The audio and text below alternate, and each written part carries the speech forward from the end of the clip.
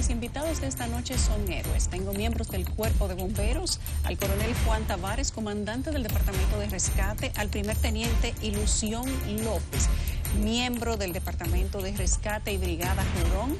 Es una dama, por supuesto, si es Ilusión, tiene que ser una mujer, ¿verdad? Y al capitán Elizabeth Beltré, mujer, miembro del Departamento de Rescate y también de la Brigada Jurón, y al teniente coronel Richard de Jesús, comandante de la estación número 3X3. No tengo idea de lo que significa eso, pero usted es un comandante. Quiero preguntarles esta noche sus anécdotas y sus vivencias sobre el rescate de la explosión de San Cristóbal.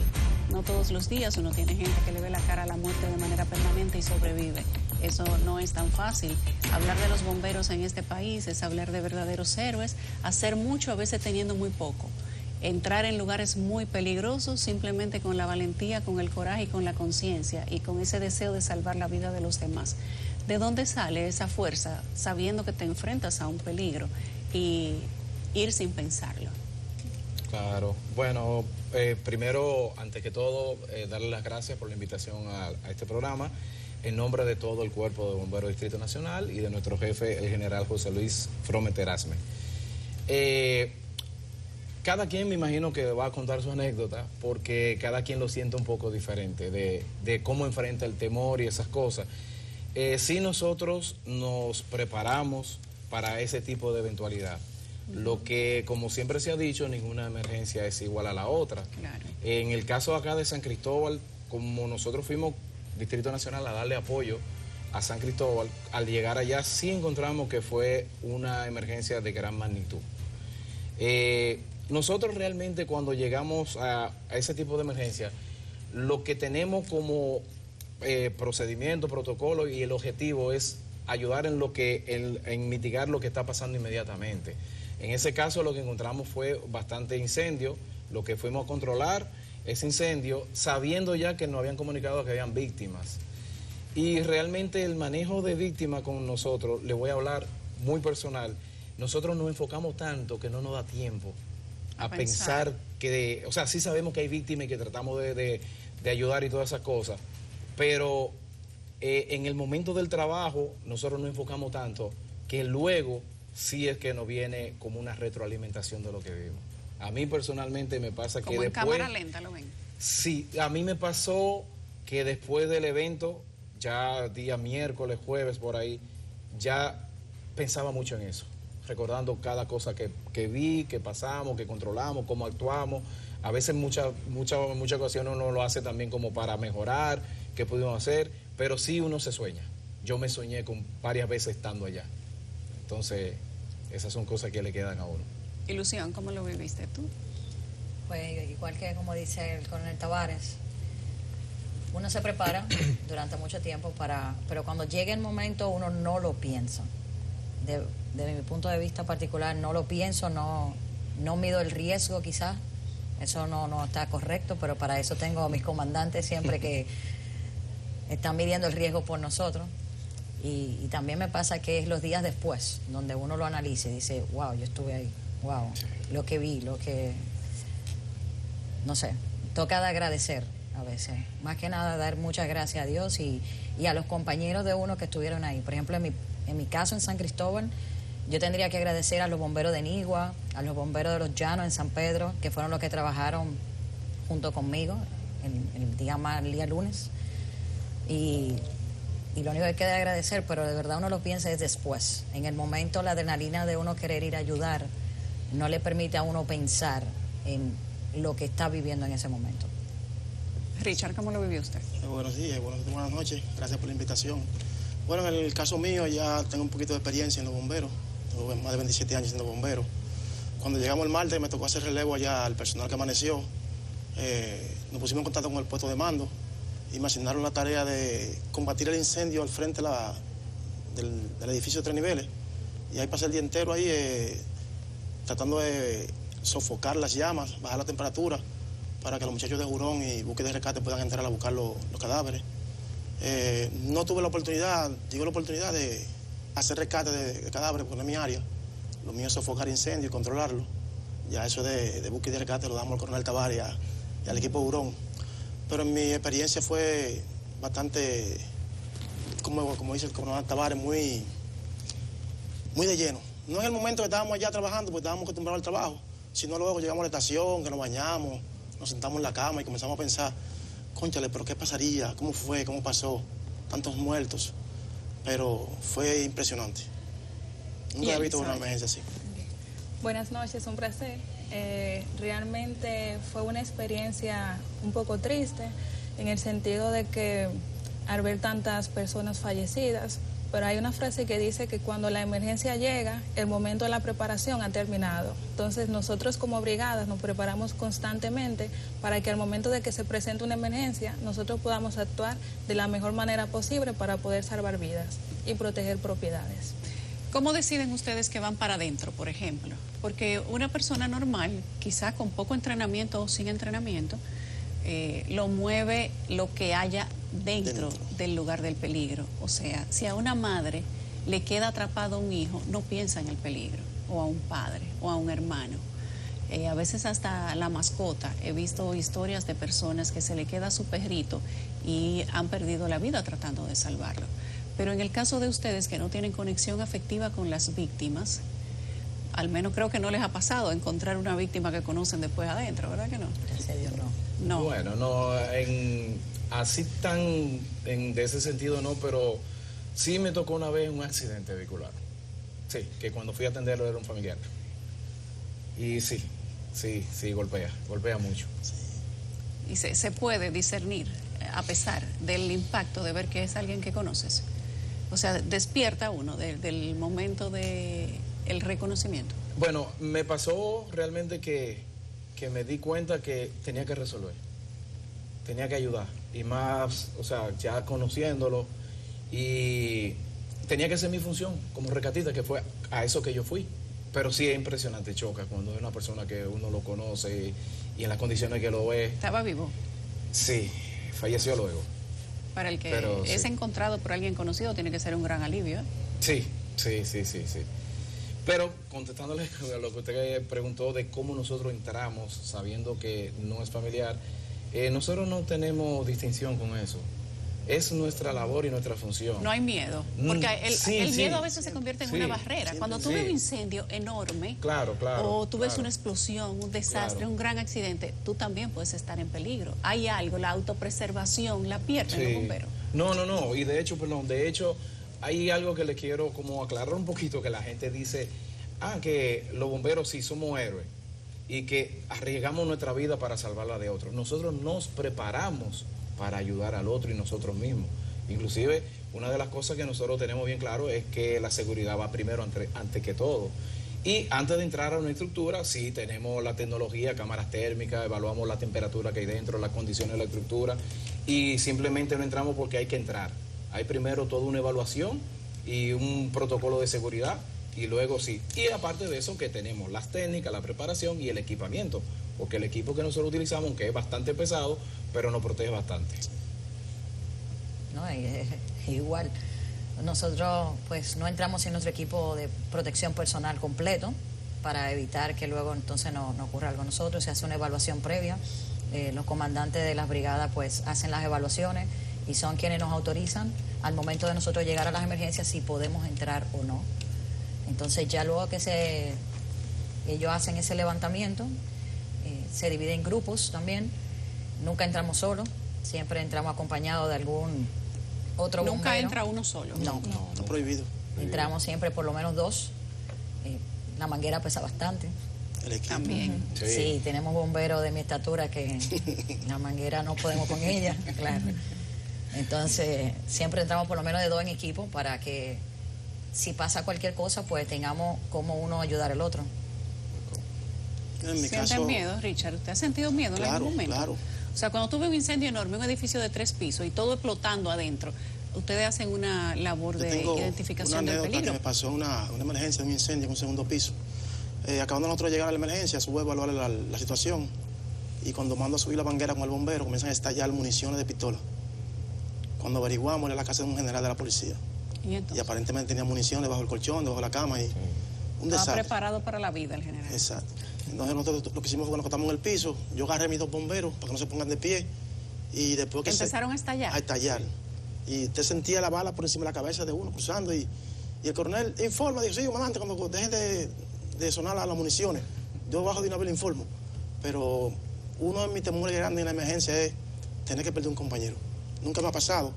Tengo compañeros que sí han perdido compañeros en eventos del agua, y eso es muy traumado para un comandante.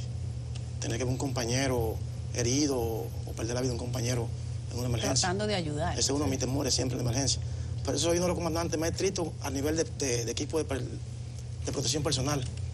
Me ven en la emergencia, hey, ponte el casco, ponte los guantes, no te bajes sin el equipo de aire, no te bajes sin la monjita, no entres sin foco. Porque uno de mis temores en las emergencias es tener que perder un compañero, tener que sacar un compañero herido. O que me saquen a mí. Que me he quedado 2 veces atrapado en incendio. Y lo han sacado los compañeros, obviamente. Mi compañero. Por eso no puedo entrar solo. Así es. Nosotros como bomberos somos víctimas potenciales porque nosotros trabajamos obviamente en el área de emergencia, pero se trata de tomar todas las medidas y la evaluación de la escena con la finalidad de garantizar nuestra propia seguridad. Por ejemplo, en el caso de la explosión en San Cristóbal, nosotros estuvimos trabajando en grupos. Se hizo una división, estábamos combatiendo el incendio, hubo un grupo que estaba combatiendo el edificio de 3 niveles desde abajo y otros que estábamos en el camión de escala, la escalera, que estuvimos trabajando en esa área. Pero como se ha dicho, nosotros siempre trabajamos en equipo porque así nosotros nos protegemos. Cuando ustedes hablan de que entran con equipo, de que no entren sin los guantes, de que la manguera pesa, ¿de qué equipo estamos hablando? ¿De qué está hecho la manguera? ¿De qué están hechos los guantes? Yo entendí que usted dijo la monjita, no sé si fue que de allá aquí el mensaje cambió. Fíjese, el equipo de protección personal, el APP, para un bombero son casco, monjita, chaquetón, pantalón y botas. Y ahí viene el equipo de respiración autónomo, con un equipo de aire. Los bomberos en los incendios no usamos oxígeno. Como entenderán, el oxígeno es altamente inflamable. Sí, entonces, lo que tenemos es una máquina en el área de rescate que coge el aire del ambiente, lo purifica y lo embotella. Y eso es lo que los bomberos respiramos, ya tanto sea en agua o en incendios. El equipo está compuesto por casco, monjita, que es una máscara, que nada más le ven los ojos y la nariz, para ponerse la mascarilla, chaquetón, pantalón y bota. Y los guantes. ¿De qué material está hecho ese? Kevlar. Kevlar. Hay combinaciones.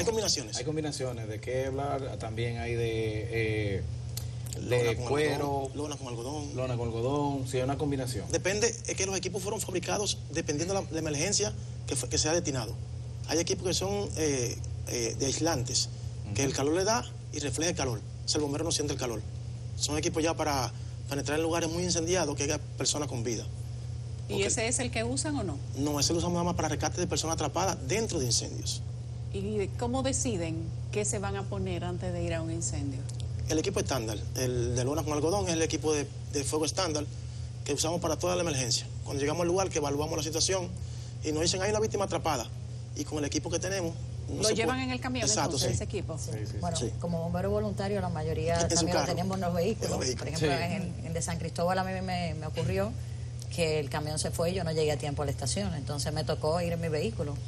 Y como no habían activado el grupo Orón para búsqueda, pues nosotros, el equipo de búsqueda es diferente al equipo de incendio. Es un poco más liviano, sí tenemos que tener botas de seguridad, guantes, casco, arnés, lentes de seguridad, incluso utilizamos pitos, tapones de oído, dependiendo de la situación y la emergencia. Entonces, como íbamos a rescatar, pues yo llegué con mi equipo de rescate, no me pude estacionar ni siquiera cerca, porque todo el área estaba acordonada y cuando llegó que tuve que darle la vuelta completa, hice una evaluación de la situación y dije, pero aquí tenemos incendio. Aquí hay más incendio que el rescate per se. Entonces hubo que devolverme al vehículo, a ponerme el equipo de incendio y luego regresar, porque era lo que ameritaba la emergencia. Y sí, yo vi varios de mis compañeros también que le pasó parecido, que llegaron en sus vehículos como voluntarios con el equipo de rescate y al final también tuvieron que uniformarse con incendio porque era más el incendio que teníamos que el rescate que realmente pudimos lograr. O sea, ¿cuál es, o si se puede considerar que este incendio de San Cristóbal y explosión es el más grande que han atendido en su experiencia? Por cantidad de víctimas, perímetro incendiado, tiempo con incendio permanente, porque el incendio iba y venía. Sí, realmente, bueno, a nivel nacional sí. a Ha nivel sido, nacional, sí, porque ya nosotros también fuimos al terremoto de Haití, que ya es otra condición y ahí era de otra magnitud. Pero aquí en territorio dominicano ha sido la emergencia más fuerte y más grande. Y con relación a que iba y venía el fuego, es que el fuego fue producto de una explosión. Entonces, regularmente nosotros con el combate de incendios, nosotros entramos a la edificación y atacamos directamente el incendio. Pero esta vez teníamos el riesgo de que podía colapsar, porque toda la estructura fueron afectadas por la onda expansiva. Entonces, el riesgo más grande era que no entre nadie por un posible colapso. Entonces, ya la operación de combate de incendios ya cambia desde fuera, simplemente bajando temperatura y tratando de localizar un supuesto tanque de combustible que al final, gracias a Dios, no estuvo ahí. No apareció. No, ya dentro del Y el edificio que de 3 aparece pisos. en las fotos tampoco apareció. Me imagino que es el mismo. Bueno, lo que pasa es que se hablaba de un posible tanque donde hubo la explosión inicial, pero el riesgo que teníamos después de ya que la emergencia ya estaba desarrollada era dentro del edificio de 3 pisos, que creo que era la ferretería. Entonces ahí sí se hablaba de que había un posible tanque que también variaba la información de qué estaba, de qué era lo que tenía el tanque, si era de líquido inflamable, de gasolina, gasoil o era de GLP, pero al final hicimos una búsqueda con dron que marcaba temperatura y hacía todas esas cosas y no lo encontraron. No había, gracias a Dios no había. No había tanque de gas ahí. Sí, no había. ¿Cómo saben ustedes cuando llegan a esa escena, por ejemplo, que andan con el equipo adecuado? O como el McKay lo tienen todo en el camión. Todo en el camión. Sí, así mismo es. Porque también quiero aclarar algo. La Brigada Jurón, que es una brigada especializada en búsqueda de rescate en estructura colapsada, como dijo tu desilusión acá, tenemos equipamiento para estructura colapsada, que aprendimos muchísimo en Haití, porque en Haití todavía estábamos comenzando, éramos nuevos. Entonces fuimos con equipos de combate de incendio que son bien pesados, bien grandes, y había estructuras pequeñas que no cabíamos. ¿Y entonces? Entonces tuvimos que improvisar, de quedarnos con lo más básico. Entonces ya después, luego de la preparación, estamos hablando de 2010, ya ha pasado prácticamente 13 años y la evolución ha sido enorme. Entonces ya sí tenemos el equipamiento adecuado para búsqueda en estructura colapsada. Ya al vuelo ustedes saben lo que Sí. Entonces, pero ¿qué pasa? Que nosotros sí, antes de ser jurón, somos bomberos regulares. Somos bomberos de combate de incendios. Ya tenemos toda la preparación. ¿Cuánto tiempo permanecen siendo bomberos regulares antes de No, pertenecer a un equipo especializado? Se entra primero como bombero. Todo Desde que sale de la academia, y no solo academia, todo el que ingresa al cuerpo de bomberos primero pasa por un centro para ser bombero. Luego vienen las especialidades, que ya puede ser en materiales peligrosos, departamento técnico, departamento médico, el departamento de rescate, ya hay varias áreas. ¿Tenemos bomberos aquí especializados en explosivos y bombas?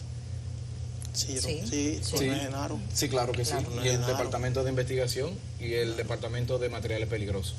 Por ejemplo, si aquí hay un aviso de bomba, como hubo esta misma semana, antes de ayer, en el aeropuerto de Puerto Plata, hubo una alerta de bomba, se retuvieron los vuelos, se retrasó toda la operación, todo el mundo para afuera, el corredero, ustedes saben cómo es eso.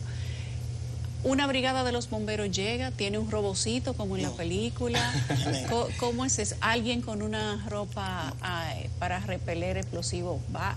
¿Cómo sería el protocolo? El primer paso del protocolo sería la evacuación.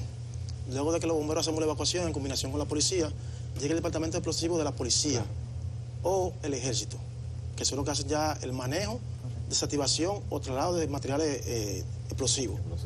Ellos hacen todo lo que tenga que ver con el movimiento explosivo, son ellos. Los bomberos sí vamos a hacer el proceso de evacuación en el edificio o el local donde se presente la emergencia. Luego de la evacuación, entonces la policía y el ejército son los que bregan con explosivos. Aunque no tengamos técnicos en esa área, ese trabajo ya siempre es de policía y guardia. No le toca a los bomberos. No. La evacuación sí. Nosotros prevención, evacuación y también estamos ahí para evitar, o sea, si caso de que explote y incendia, pues tenemos la unidad ahí. Claro. Pero directamente eso es ya la policía o el ejército. Pero se preparan igual para ese tipo de eventos. Sí, tenemos técnicos en esa área, claro. Se pierde el sueño cuando ustedes se presentan, quizá no un día, sino dos. En el caso de San Cristóbal fue casi una semana. Entre una cosa y la otra, entre el primer día y el último día que fueron los bomberos, pasaron varios días. Sí. Aparecen víctimas, aparecen parte, ahora vamos a traer los perros, la unidad canina que parece que dio muy buenos resultados. En ese lapsus de tiempo que ustedes tienen que salir de la emergencia y tienen que ir a casa, tienen que bañarse, cenar, dormir para volver al otro día. ¿Qué pasa en ese tiempo? ¿Quién duerme? ¿Quién no duerme? ¿Con qué sueña? Realmente no es así, o sea, es casi imposible, o muy raro, mejor dicho, que un bombero llegue a una emergencia y luego se retire a su casa a descansar, a comer, a cenar, a bañarse y luego volver. No, nosotros nos relevamos en la misma emergencia. El Cuerpo de Bomberos del Distrito Nacional duró 33 horas trabajando en San Cristóbal, desde el momento que llegó, que fue aproximadamente 6:15 de la tarde, aunque la primera respuesta llegaron a las 4:08 de la primera unidad de combate a incendios, luego llegó la activación del Grupo Hurón, o sea, los miembros de Hurón. el mismo equipo duró 33 horas en el lugar. No, relevándose. Relevándose, pero sí... Pero al que relevan va a su casa, ¿no? Sí, ese sí va a descansar. ¿Alguien tiene que dormir para volver al otro día? Sí. ¿O no? ¿O es posible que se queden continuamente? Algunos que son voluntarios, que somos voluntarios, uno se fueron a las 4 o 5 de la mañana y ya a la hora que llegaron a su casa le tocó bañarse e irse a trabajar a su empleo. Sí, trabajo normal. Sí, trabajo normal. Y ya luego que sale del empleo, si algunos volvieron otra vez a San Cristóbal, entonces otros pudieron ir a dormir, pero ya tenían cuánto despiertos. O sea. Ahora bien, ¿qué pasó en San Cristóbal? Horas. Lo que pasa en San Cristóbal que la emergencia es a partir de las 3:20 y pico de la tarde, 3:25, 3:20 de la tarde. ¿A qué hora notifican a los bomberos? A nosotros nos llega el primer aviso a las 3:50 de la tarde. Casi a las 4. Casi a las 4, pero ya a las 4:08 ya teníamos las 2 unidades nuestras en camino y ya prácticamente llegando a San Cristóbal. Pero ¿qué pasa con el horario? Si hubiese sido en la mañana, el personal que se envía de apoyo se queda ahí hasta que llegue el relevo al otro día. O sea, duraría casi 24 horas trabajando. Y el relevo se hace internamente ya en la operación. O sea, dependiendo ya la cantidad de bomberos que estén en el lugar, entonces se divide en equipos. Un equipo trabaja cierto tiempo, que básicamente son 25 o 30 minutos como mucho trabajando. Regularmente son 15, 20 minutos. Y luego ese equipo es relevado por otro que está ahí también en el puesto de comando. Se van para que tengan descanso hasta que llegue un relevo al otro día. Nosotros como voluntarios, como lo dijo Dulce Ilusión, muchas veces sí nos retiramos porque tenemos que trabajar al otro día, nos retiramos 3, 4 de la mañana, descansa un poco, se va a trabajar. Si la emergencia se extiende, es muy larga, muy grande, como pasó en San Cristóbal, al otro día se comunican, todavía se necesita ayuda y vuelven otra vez a San Cristóbal. O sea que tienen una doble vida, son bomberos y también tienen un empleo. Sí. Le preguntaba hace un momento que si se puede dormir después de ver cosas como esa, de ver personas en pieza, de escuchar personas quizás gritando, una escena de drama completamente. En algún momento tienen que cerrar los ojos. Yo quiero saber qué ven, con qué sueñan, qué piensan y si la adrenalina se apaga en algún momento mientras ustedes están fuera del área de emergencia sabiendo que sus compañeros están allá y que las víctimas siguen estando en el lugar del hecho. Pero le voy a dar una gabelita cibaeña y cuando regresemos usted me responde.